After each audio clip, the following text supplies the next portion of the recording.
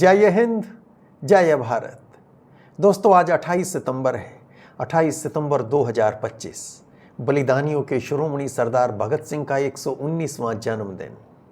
और आज हम बात करेंगे उनके जन्म स्थान की।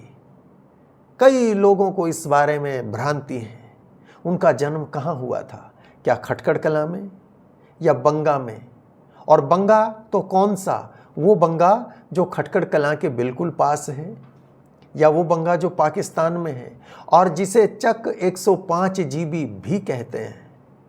तो आज जानेंगे भगत सिंह के जन्म स्थान के बारे में। दोस्तों, असल में भगत सिंह के परिवार का 3 गांव से रिश्ता जुड़ता है। पहला है नारली, दूसरा खटकड़ कलां और तीसरा चक 105 जीबी बंगा। आप सोचेंगे चक 105 जीबी, ये कैसा नाम हुआ? जी हाँ, ये भी एक गांव का नाम है। पर कहानी की शुरुआत होती है नारली से। नारली जो भगत सिंह के पूर्वजों का गांव है, अमृतसर के पास है, पाकिस्तान बॉर्डर पर, शायद जिला तरन तारन लगता है। भगत सिंह के पूर्वज नारली से खटकड़ कलां गए थे और बड़ी मजेदार कहानी है। हुआ यूं कि इनके पूर्वजों में परिवार में किसी व्यक्ति की मृत्यु हुई और उनकी अस्थियों को लेकर परिवार का एक नौजवान हरिद्वार के लिए निकला, गंगा में विसर्जित करने के लिए। अब वो ज़माना था, आज की तरह मोटर कारें तो होती नहीं थी, लोग पैदल चलते थे और साधन संपन्न हुए तो घोड़ों पर चलते थे। अब घोड़े पर भी गया हो तो भी कहाँ अमृतसर के पास नारली और कहाँ हरिद्वार, इतनी दूर, तो कई रातें बीच में रुका होगा। यूं ही चलते चलते एक रात वो खटकड़ कलां के पास पहुंचता है। वहाँ एक छोटी सी गढ़ी थी, एक छोटा सा किला था। वो वहाँ पहुँचता है और वहाँ के द्वारपाल से कहता है कि मैं एक मुसाफिर हूँ और आज रात यहाँ रुकना चाहता हूँ।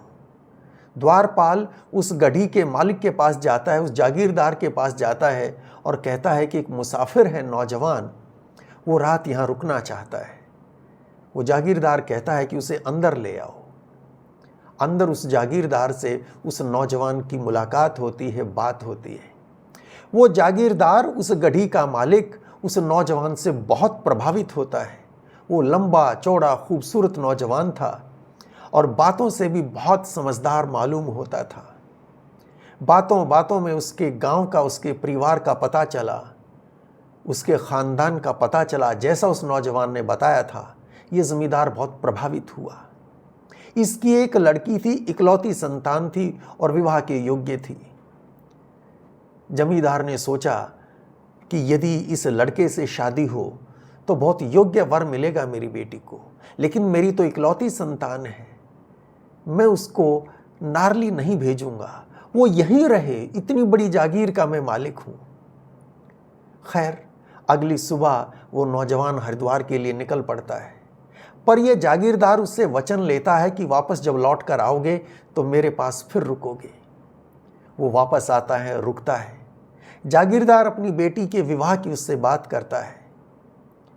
इसके बाद ऑब्वियस सी बात है, इस नौजवान को भी शायद बहुत अच्छा लगा होगा, पर फिर परिवार के साथ बात करके कैसे आखिरकार उसकी शादी हो गई और वो वहीं रहा और दहेज में उसको ये गांव मिला।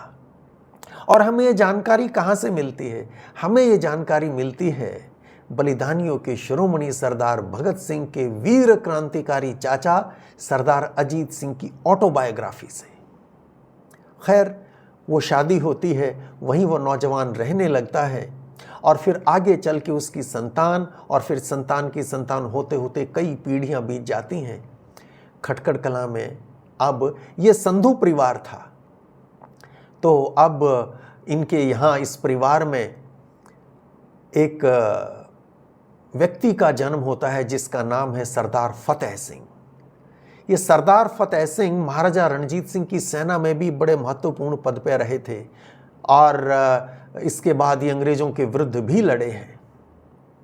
सरदार फतेह सिंह बहादुर देशभक्त व्यक्ति हैं। उनके पुत्र थे सरदार खेम सिंह और फिर खेम सिंह के 3 पुत्र थे, सरदार सुरजन सिंह, सरदार अर्जुन सिंह और सरदार मेहर सिंह। ये 3 भाई हैं और जो मंझले हैं सरदार अर्जुन सिंह, यही भगत सिंह के दादा थे। अर्जुन सिंह के 3 पुत्र थे, सरदार किशन सिंह, सरदार अजीत सिंह और सरदार स्वर्ण सिंह। वर्ष 1900 में यह परिवार खटकड़ कलां से पूर्वी पंजाब से पश्चिमी पंजाब पहुंचता है चक 105 GB बंगे। तो क्या है ये चक 105 GB बंगा, इसकी बात करेंगे। देखिए, खटकड़ कलां में, जैसा मैंने कहा, पूर्वी पंजाब में, ये उस ज़माने में जालंधर ज़िले का एक गांव था, नवा शहर के पास है। आज नवा शहर को नया नाम मिला है शहीद भगत सिंह नगर। उसके पास में खटकड़ कलां गांव है और बंगा बड़ा गांव है, शायद एक छोटा सा टाउन भी कह सकते हैं हम। तो हुआ यूं कि वर्ष 1849 में जब सेकंड एंग्लो सिख वार हुई और उसमें सिखों की हार हुई, पंजाब की हार हुई, तो ब्रिटिश ईस्ट इंडिया कंपनी का पंजाब पर कब्जा हो गया। इसके बाद 1857 हुआ, भारत का प्रथम स्वतंत्र संग्राम, उसमें फिर ईस्ट इंडिया कंपनी जीत गई और वर्ष 1858 में डायरेक्ट ब्रिटिश गवर्नमेंट का भारत पर, ब्रिटिश इंडिया पर अधिकार हो गया। और इसके बाद पंजाब की वो अंग्रेज सरकार, उसने एक पॉलिसी बनाई, एक योजना बनाई कि रावी नदी और चिनाब नदी, रावी और चिनाब के बीच का जो ट्रैक्ट था वो बैरन लैंड हुआ करती थी। ये पश्चिमी पंजाब का हिस्सा था, यहाँ बारिशें कम होती थी, आबादी बहुत कम थी, बीच बीच में कहीं कहीं जंगल भी थे और थोड़े बहुत वहाँ पर आदिवासी भी रहते थे, पर कुल मिला के बहुत बहुत कम जनसंख्या थी। और चूंकि बारिश कम होती थी तो खेती भी बहुत कम थी। अंग्रेज सरकार ने सोचा कि यदि हम इस एरिया से, जो रावी और चिनाब के बीच है, जिसको रचना दो आब कहा जाता था, यानी कि रावी का रा लिया और चिनाब का वहाँ से ले लिया चना, तो रचना दो आब बोले तो 2 नदियाँ, आब नदी को कहते हैं, 2 आब 2 नदियाँ। तो रावी और चिनाब के बीच के इस एरिया को रचना दोआब कहते थे कि इस रचना दोआब के एरिया में अगर हम नहरें निकाल दें, इसके बाद इरिगेशन की व्यवस्था अच्छी हो जाए, तो ये खाली जो इतनी बड़ी लैंड है, यहाँ से हमें अच्छा खासा रेवेन्यू मिल सकता है। बहुत बड़ा प्रोजेक्ट था, बहुत पैसा भी चाहिए। अब ये पैसा आता कहाँ से? तो ब्रिटिश गवर्नमेंट ने ब्रिटेन में बॉन्ड्स निकाले, यानी कि ब्रिटेन की जनता से लोन लिया अच्छे इंटरेस्ट रेट पे, और फिर यहाँ प्रोजेक्ट शुरू हुआ। खाकी हेडवर्क्स बना चिनाब नदी पर, उससे नहर निकली लोअर चिनाब कैनाल, और फिर लोअर चिनाब कैनाल से और कई नहरें निकली, जैसे झंग ब्रांच, रख ब्रांच, गुगेरा ब्रांच, और फिर इन ब्रांचेज से कई सारे माइनर्स निकले। तो हर माइनर के साथ, यानी कि वो छोटी सी नहर, बहुत ही छोटी नहर, उस एक माइनर से जितने एरिया को सिंचाई की जा सकती थी, उस एक एरिया को एक चक कहा, यानी एक गांव कहा। और इस तरह से उन्होंने कुल 1418 गांव बसाए। ये नई सेटलमेंट थी, ये नए गांव थे 1418। एक शहर भी बसा, लायलपुर। उन दिनों पंजाब के लेफ्टिनेंट गवर्नर हुआ करते थे सर जेम्स लायल, तो उनके नाम पर लायलपुर शहर बसाया उन्होंने। तो ये जो गांव थे बहुत सारे, मैंने कहा 1418 गांव हैं, तो इनको नाम क्या दें? तो उन्होंने क्या किया, जैसे गोगेरा ब्रांच है, गोगेरा ब्रांच से जितनी माइनर निकली, हर माइनर को एक एक नंबर अलॉट कर दिया। पहली माइनर को 1, चक 1, दूसरी को चक 2, फिर चक 3, चक 4, चक 5, ऐसे अलॉट किया। और रफली एक गांव में तकरीबन कोई 1700 एकड़, ये एवरेज है, कहीं थोड़े बड़े कहीं थोड़े से ज़्यादा, तो लगभग 1700 एकड़ एरिया का एक गांव बनाया, एक चक बनाया। तो अब गुगेरा ब्रांच है, गुगेरा ब्रांच पर भी चक 1, चक 2, चक 3, इसी तरह झंग ब्रांच पर भी चक 1, चक 2, चक 3, और इसी तरह रख ब्रांच पर भी चक 1, चक 2, चक 3 थे।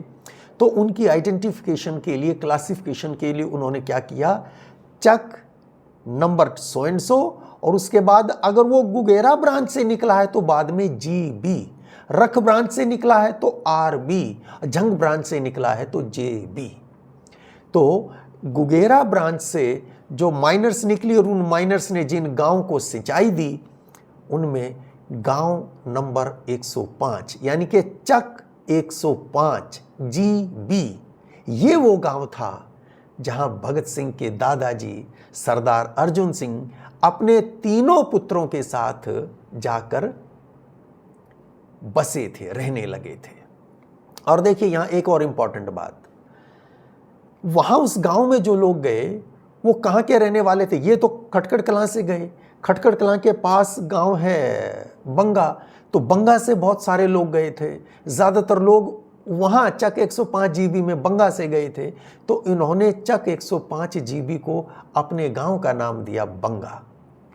ऐसा बाकी कई गांवों के साथ भी हुआ कि जहाँ जहाँ जिस गांव से अधिकतर लोग किसी गांव में गए उन्होंने अपने गांव का नाम वहाँ पे जोड़ दिया। और ये मैं बताऊं कि अंग्रेज़ों ने वहाँ ले जाके बसाया था, ज़मीनें अलॉट की थी पूर्वी पंजाब के ज़िलों से। वो जालंधर से गए या होशियारपुर से गए, लुधियाना से गए, अंबाला से गए, ऐसे ईस्टर्न पंजाब के हिस्से से उधर वेस्टर्न पंजाब में ले जाके उनको बसाया। अब एक तरह देखें तो ये कह सकते हैं अरे अंग्रेज़ तो अच्छा काम कर रहे थे भाई, उन्होंने वहाँ इरिगेशन के इतने बड़े प्रोजेक्ट्स लगाए और वहाँ किसानों को ले जाके लैंड दी। लेकिन ये प्योर बिजनेस था दोस्तों। कैसे बिजनेस था? उन्होंने नहरें निकाली और फिर जिनको लैंड अलॉट की उनमें से ज़्यादातर को उस लैंड का मालिक किसी को नहीं बनाया था। तकरीबन 76% ऐसे थे जो वहाँ टेनेंट थे, उनको उन्होंने पीजेंट्स कहा। मोटे तौर पे 3 कैटेगरी उन्होंने बनाई, एक पीजेंट्स की जिनको लैंड अलॉट की और सिर्फ उनको टेनेंट रखा। दूसरी योमेन कैटेगरी थी, यानी कि वो जिनको लैंड दी वो मालिक बने लेकिन पैसे दे के, फ्री में नहीं मिली थी, वो जो पैसे दे के ले सकते थे उनको मालिक बनाया। और फिर तीसरी कैटेगरी थी कैपिटलिस्ट की। ये वो थे जिनको अंग्रेज सरकार इनाम व इकराम दे रही थी। किसी ने अंग्रेज़ों की कभी किसी युद्ध में बड़ी मदद कर रखी थी तो उनको बड़ा चंक अलॉट किया।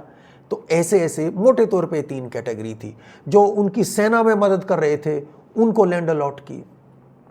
पर ज़्यादातर जो पूर्वी पंजाब से गए थे ये किसान ही थे, किसानों को ही वो लेके गए थे और उनको उन्होंने एक तरह से टेनेंट रखा। और नहरी पानी से जो सिंचाई हो रही थी, फसल अच्छी होगी, वहाँ कॉटन, वीट और शुगर केन खूब पैदा होता था। सॉइल बहुत फर्टाइल थी, बड़ी उपजाऊ थी, तो बहुत ही ज़्यादा उनसे टैक्स गवर्नमेंट लेती थी। तो टैक्स से भारी कमाई अंग्रेज़ों को हो रही थी। और एक स्टैटिस्टिक्स में अगर आपको दूं, वर्ष 1902 में, देखिए इनका परिवार गया वर्ष 1900 में, 1902 में जो रेवेन्यू आया है इस नहर से, लोअर चेनाब कैनाल से जो रेवेन्यू आया है वो 58 लाख रुपए था। किसानों से 58 लाख रुपए टैक्स के रूप में लिया था जिनको इस नहर से पानी मिल रहा था। सोचिए उस जमाने में 58 लाख कितनी बड़ी रकम होगी। एक व्यक्ति की महीने की आमदनी 1, 2, 3, 4 आना मुश्किल से होती होगी, मुश्किल से। उस जमाने में 58 लाख रुपया टैक्स लिया था।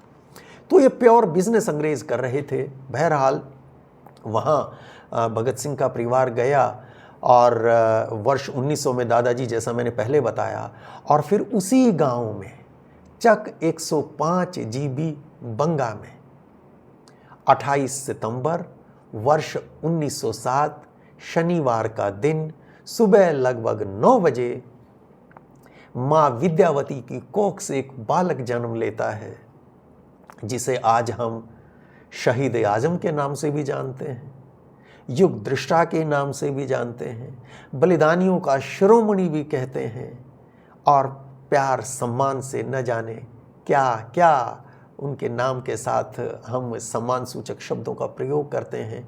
वो भगत सिंह पैदा होते हैं 28 सितंबर 1907 को, विक्रमी संवत 1964, और ये अश्विन मास की शुक्ल पक्ष की त्रयोदशी थी। उस दिन उनका जन्म हुआ। तो जन्म हुआ पश्चिमी पाकिस्तान के लायलपुर ज़िले के चक 105 जीबी बंगा गांव में। अब उस गांव का नाम तो खैर बंगा है, पर अब उस ज़िले का नाम लायलपुर नहीं है। वर्ष 1979 में पाकिस्तान सरकार ने लायलपुर का नाम बदल के फैसलाबाद कर दिया है। आप गूगल मैप पे देखेंगे तो फैसलाबाद मिलेगा। सऊदी किंग थे फैसल, उनके नाम पे उन्होंने नाम बदल दिया। पहले एक अंग्रेज के नाम पे था और नाम बदला भी तो अब सऊदी किंग के नाम पे, क्योंकि वहाँ से डॉलर मिलते हैं खूब सारे, तो उनके नाम पे रख दिया। पाकिस्तान वालों को शायद कोई अपना एक हीरो भी नहीं मिला अगर नाम बदलना ही था। खैर, तो भगत सिंह का वहाँ जन्म हुआ, वहीं बचपन गुजरा दादाजी की गोद में 2 चाचियों के साथ। भगत सिंह के माता पिताजी तो सरदार किशन सिंह जी और माँ विद्यावती, वो लाहौर चले गए थे। वहाँ पिताजी अपना सामाजिक कार्य भी कर रहे थे, राष्ट्रीय कार्य भी कर रहे थे, देश की आज़ादी की लड़ाई भी लड़ रहे थे और साथ में अपना कुछ कारोबार भी कर रहे थे, इंश्योरेंस का बिजनेस कर रहे थे। तो गांव में 4th स्टैंडर्ड तक स्कूल हुआ करता था, 4th कक्षा तक का स्कूल था। उसी स्कूल में उन्होंने पढ़ाई भी की।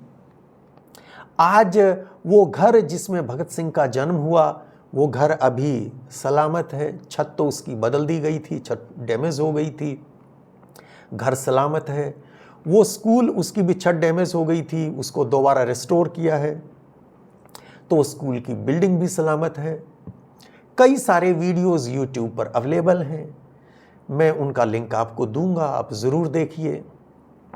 भगत सिंह से छोटे जो भगत सिंह के भाई थे कुलबीर सिंह जी, वर्ष 1986 में वो वहाँ गए भी, और वर्ष 2004 में भगत सिंह जी के भतीजे किरणजीत सिंह जी वो भी वहाँ गए उस घर में वर्ष 2004 में।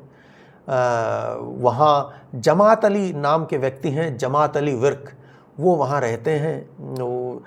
बंटवारे के बाद वो अमृतसर के पास से उधर गए थे, तो उनको वो, उनके दादा को वो अलॉट हुआ था, तो वो परिवार अब वहाँ रहता है।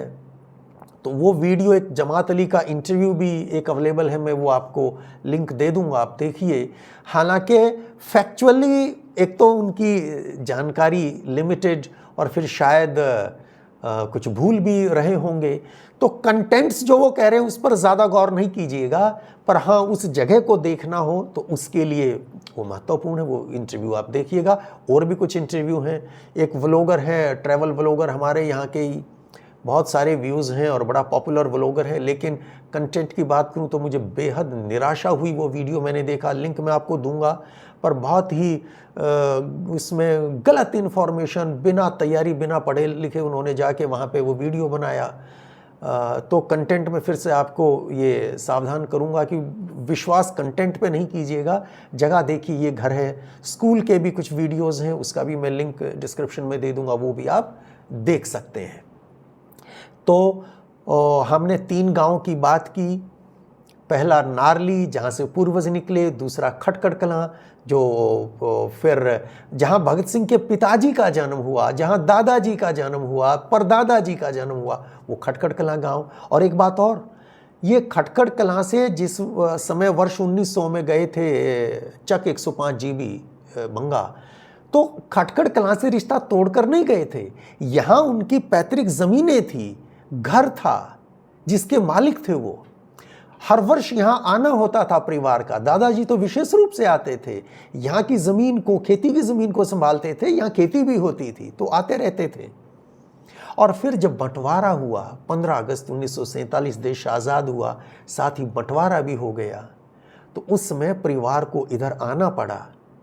और परिवार जब वापस आया तो फिर से अपने पैतृक गांव, सरदार फतेह सिंह के गांव, सरदार खेम सिंह के गांव, सरदार अर्जुन सिंह के गांव, सरदार किशन सिंह के गांव, तो वहीं लौटकर आए अपने उसी घर में, उस घर में जिसमें माँ विद्यावती कभी दुल्हन बनकर आई थी।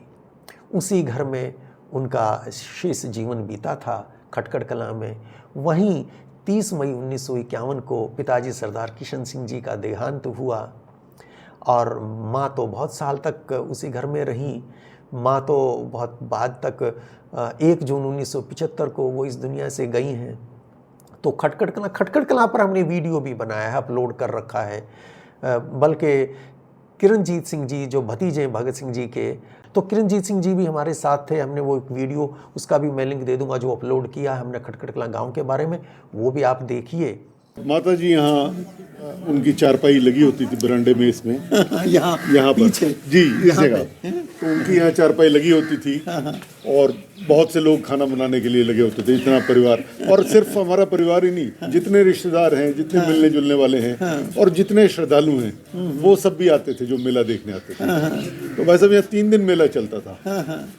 और मन तो मेरा बहुत करता है कि कभी ऐसा अवसर मिले कि सरहद पार चक 105 जीवी बंगा कभी जाने का मौका मिले, जाके देखूं जहां जन्म हुआ था सरदार भगत सिंह का। लेकिन जैसी परिस्थितियां हैं, जैसे संबंध हैं अभी दो देशों के बीच, तो ये बात तो मुमकिन नहीं लगती। शायद जीवन में कभी अवसर आए, कभी ऐसा हो कि वहाँ जाके वीडियो बना सकूं। देखते हैं कब होता है, कैसे होता है। बहरहाल अब मैं चलूँगा। आज 28 सितंबर है ना, आज हम कार्यक्रम कर रहे हैं, जन्मदिन मना रहे हैं। उसको हर वर्ष हम युवा संकल्प दिवस के नाम से मनाते हैं। तो अब वहाँ देर हो रही है। आज के लिए इतना ही। जय हिंद, जय भारत।